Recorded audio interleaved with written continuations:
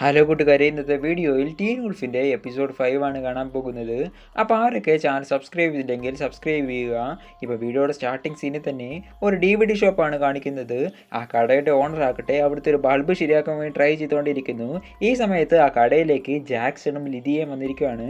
ലിതിയ പറയുന്നു, എനിക്ക് വേണ്ടി 2-3 DVD മേടിച്ചുകൊണ്ട് വരാൻ. എന്നാൽ ജാക്സണൊരു താല്പര്യമില്ല.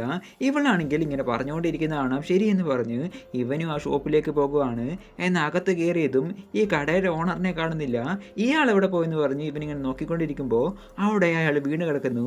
അടുത്തേക്ക് ഇന്ന് നോക്കുമ്പോഴാണ് കാണുന്നത് ഇയാളുടെ കഴുത്താണെങ്കിൽ ആരോ ഒരാൾ കണ്ടിച്ച് അയാളിങ്ങനെ രക്തത്തിനിങ്ങനെ കുളിച്ച് കിടക്കുവാണ്. ജാക്സണും ഇത് കണ്ട് വളരെ പേടിച്ചു പോകുന്നു. ഈ സമയത്ത് ലിതിയനെ നോക്കുമ്പോൾ അവളാകട്ടെ സെൽഫിയൊക്കെ എടുത്ത് ആ കാറിൻ്റെ ഉള്ളിൽ തന്നെ ഇരിക്കുവാണ്. ഈ സമയത്ത് ജാക്സനെ നോക്കുമ്പോൾ അവിടുത്തെ ലൈറ്റൊക്കെ ഇങ്ങനെ മിന്നും കെട്ടോണ്ടേ ഇരിക്കുന്നു. വളരെ പേടിച്ചിരിക്കുവാണ്. ജാക്സൺ ഒരു സെൽഫിൻ്റെ പുറകിൽ കയറി ഇരിക്കുമ്പോഴേക്കും ആരൊരാൾ ആ ഷെൽഫാണെങ്കിൽ തള്ളിയിടുന്നു. ആ തള്ളിയിട്ടതിൻ്റെ കൂടെ ജാക്സൺ ഉണ്ടായിരുന്ന ആ ഷെൽഫും വീണ് ഇത് ഇവൻ്റെ പുറത്താണെങ്കിൽ വന്ന് വീണിരിക്കുവാണ്. ഈ സമയത്ത് ഏതൊരു മൃഗം വന്ന് ഇവൻ്റെ കഴുത്താണെങ്കിൽ ഒന്ന് നോക്കുവാണ്.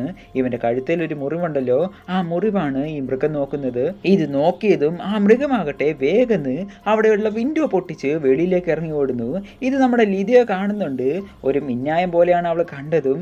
ഇവളും എന്താണിതെന്ന് പറഞ്ഞിങ്ങനെ നോക്കിക്കൊണ്ടിരിക്കുമ്പോൾ ഈ സമയത്ത് സ്റ്റീവിനെ കാണിക്കുന്നു. സ്റ്റീവ് അവൻ്റെ അച്ഛനും കൂടി ഇരുന്ന് ഫുഡൊക്കെ ഇങ്ങനെ കഴിച്ചുകൊണ്ടിരിക്കുകയാണ്. ഇവൻ്റെ അച്ഛനാണെങ്കിൽ ഒരു ഷെരീഫാണല്ലോ. അവൻ്റെ അച്ഛനാണിപ്പോൾ ഡ്യൂട്ടി ടൈമാണ്.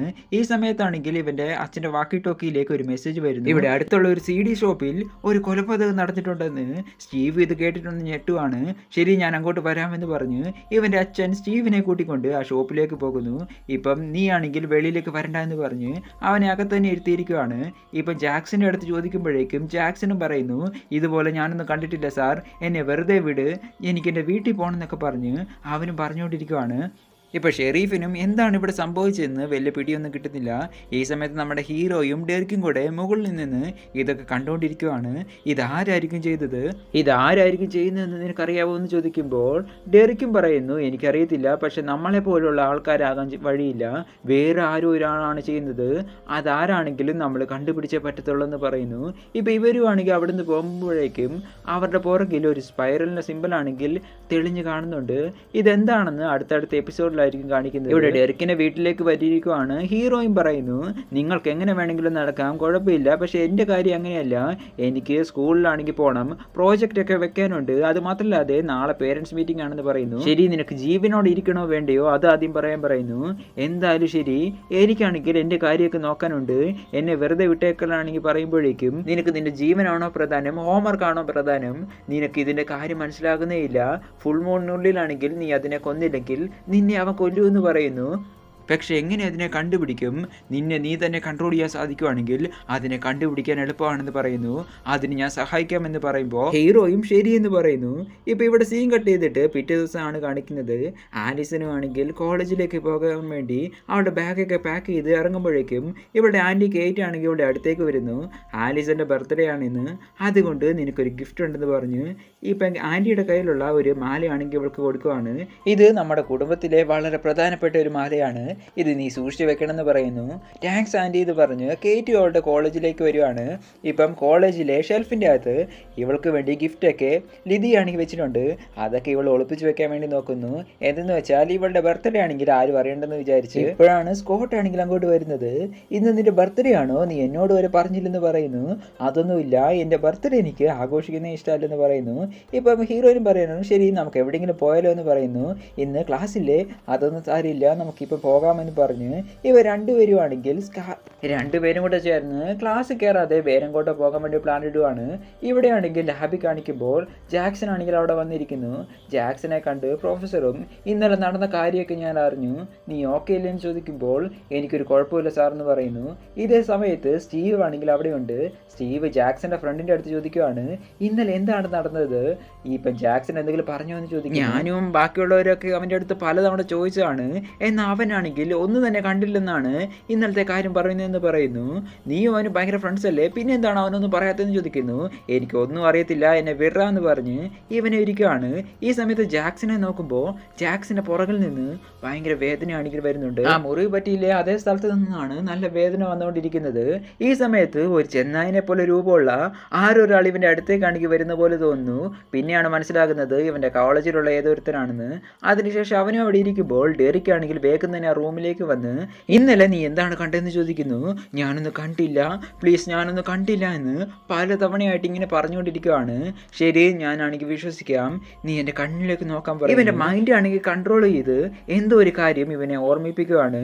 നീ ഒന്നും തന്നെ കണ്ടിട്ടില്ലെന്ന് പറഞ്ഞ് ഇവന്റെ തലയിലാണെങ്കിൽ പിടിച്ചിട്ട് അവൻ അവിടെ നിന്ന് പോകുവാണ്. സ്റ്റീവ് സ്കോട്ടിനെ വിളിച്ച് നീ എന്തെങ്കിലും അറിയുന്നുണ്ടോ, ഇന്ന് രാത്രിയിൽ വേറൊരു കൊലപാതകം നടന്നു, അത് സ്റ്റീവും ലിതിയും കണ്ടെന്നാണ് പറയുന്നത്, നീ ഇപ്പം എവിടെയാടാന്ന് ചോദിക്കുന്നു. ഞാൻ ഇത്തിരി ബിസി ആയിട്ടുള്ളൊരു ജോലിയിലാടാ, നിന്നെ ഞാൻ പിന്നെ വിളിക്കാമെന്ന് പറഞ്ഞ് ഇവന് ഫോണാണെങ്കിൽ കട്ട് ചെയ്യുവാണ്. സ്കോട്ടും ആലീസനും കൂടെ ചേർന്ന് ഏതൊരു കാട്ടിലാണെങ്കിൽ വണ്ടി നിർത്തി രണ്ടുപേരും വളരെ ജോളിയായിട്ട് സംസാരിച്ചുകൊണ്ടേയിരിക്കുകയാണ്. എന്നാൽ ഇവിടെയാകട്ടെ നമ്മുടെ സ്റ്റീവിനെ നോക്കുമ്പോൾ സ്റ്റീവ് ലിതിയനെ കാണാൻ വേണ്ടി അവളുടെ വീട്ടിലേക്ക് പോയിരിക്കുന്നു. ഇന്ന് രാത്രി നടന്ന കാര്യങ്ങളെക്കുറിച്ച് ചോദിക്കാൻ വേണ്ടിയാണ് ഇവൻ പോയിരിക്കുന്നത്. ഇപ്പം ഇവനാണെങ്കിൽ അവിടെ ചെല്ലുമ്പോഴാണ് വേറൊരു കാര്യം മനസ്സിലാകുന്നത്. ലിതിയ നല്ലപോലെ തന്നെ ഡ്രഗ്സ് അടിച്ച് കീളി പാറിയിരിക്കുകയാണ്. അവളുടെ അടുത്താണെങ്കിൽ കുറേ കാര്യങ്ങൾ ഇവൻ ചോദിക്കുന്നു. എന്നാൽ അവളാകട്ടെ ജാക്സൺ എന്ന് വിചാരിച്ച് ഇവൻ്റെ അടുത്തേക്ക് ഇങ്ങനെ വന്നുകൊണ്ടിരിക്കുകയാണ്. ഓ മനസ്സിലായി, നീ ഡ്രഗ് യൂസ് ചെയ്തിരിക്കുകയാണ്. ശരി, ഇന്ന് രാത്രി നീ എന്തെങ്കിലും കണ്ടോ എന്ന് ചോദിക്കുന്നു. ചെന്നായിനെയാണ് നീ കണ്ടതെന്ന് ചോദിക്കുമ്പോൾ ചെന്നായോ എനിക്ക് ഓർമ്മയില്ല, അവളും അവിടെ മയങ്ങി വീഴുന്നു.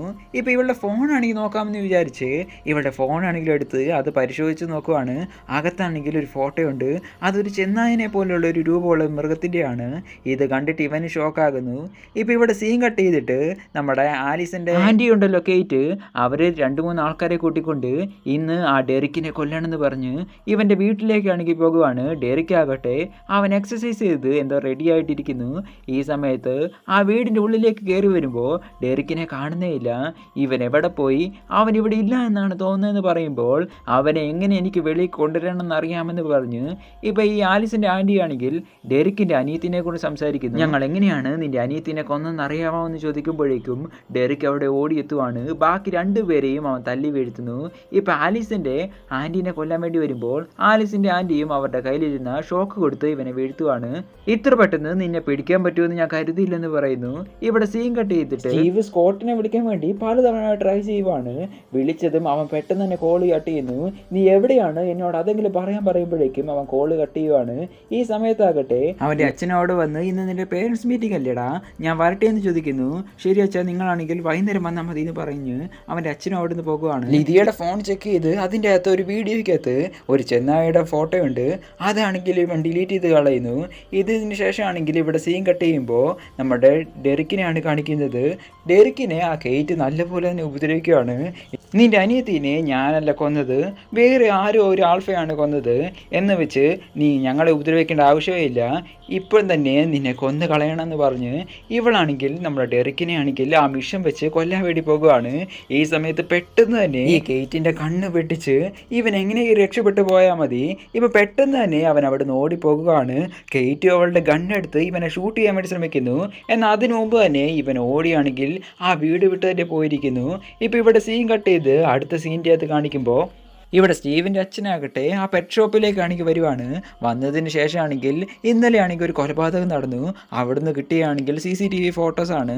ഇതൊന്ന് ചെക്ക് ചെയ്ത് ഏതെങ്കിലും മൃഗമാണോ എന്ന് പറയാൻ പറ്റുമോ എന്ന് ചോദിച്ച് ഫോട്ടോസൊക്കെ കാണിക്കുന്നു. അതിനകത്ത് സാറിന് പറഞ്ഞ് ഇയാൾ ചെക്ക് ചെയ്ത് നോക്കുമ്പോഴേക്കും ഇത് ഒരു മൗണ്ടൻ ലയനായിട്ട് എനിക്ക് തോന്നുന്നില്ല, വേറെ എന്തോ ഒരു മൃഗമായിട്ടാണ് എനിക്ക് തോന്നുന്നതെന്ന് പറയുന്നു. എന്നെ കൊണ്ട് ഇത് കണ്ടുപിടിക്കാൻ പറ്റുമെന്ന് തോന്നുന്നില്ല സാറെന്ന് പറഞ്ഞ് ഇയാളും ആണെങ്കിൽ ഇവിടുന്ന് പോകാൻ പറയുന്നു. ഇവിടെ നോക്കുമ്പോൾ രാത്രിയാകുവാണ്. ഹീറോയിനും ആലിസിനും ആണെങ്കിൽ ആ രാത്രി മൊത്തം ആ കാട്ടിൽ തന്നെ സ്പെൻഡ് ചെയ്തിരിക്കുകയാണ്.